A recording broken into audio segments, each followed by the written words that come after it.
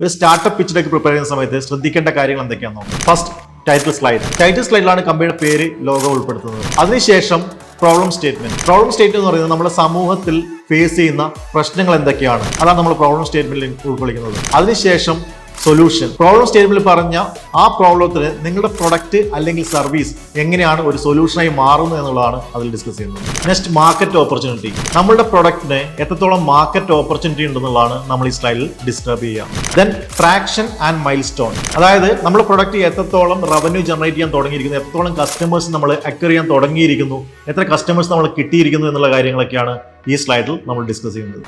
അടുത്ത സ്ലൈഡ് നമ്മൾ ഉൾക്കൊള്ളിക്കേണ്ടത് നമ്മുടെ ടീം മെമ്പേഴ്സിനെ കുറിച്ചാണ്. ടീം എന്നാണ് ആ സ്ലൈഡിന്റെ പേര് തന്നെ. നമ്മുടെ ടീമിൽ ആരൊക്കെയുണ്ട്, അവർ ഈ പ്രൊഡക്റ്റിന് എത്രത്തോളം അവർക്ക് കോൺട്രിബ്യൂട്ട് ചെയ്യാൻ വേണ്ടി പറ്റും, അവരുടെ ടെക്നിക്കൽ ബാക്ക്ഗ്രൗണ്ട് എന്തൊക്കെയാണ് നമ്മൾ ഡിസ്കസ് ചെയ്യുന്നത്. നെക്സ്റ്റ് ഇമ്പോർട്ടൻറ്റ് സ്ലൈഡാണ് ബിസിനസ് മോഡൽ എന്ന് പറയുന്നത്. അതിലാണ് നമ്മൾ റവന്യൂ സ്ട്രീമിനെ കുറിച്ചും കോസ്റ്റിനെ കുറിച്ചൊക്കെ നമ്മൾ ഡിസ്കസ് ചെയ്യുന്നത്. ദെൻ ഇമ്പോർട്ടൻറ്റ് സ്ലൈഡാണ് ഇൻവെസ്റ്റ്മെന്റ് ആസ്ക്.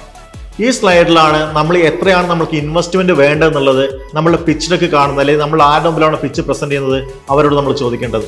ഏറ്റവും അവസാനത്തെ സ്ലൈഡാണ് കൺക്ലൂഷൻ അല്ലെങ്കിൽ കോൾ ടു ആക്ഷൻ എന്ന് പറയുന്നത്.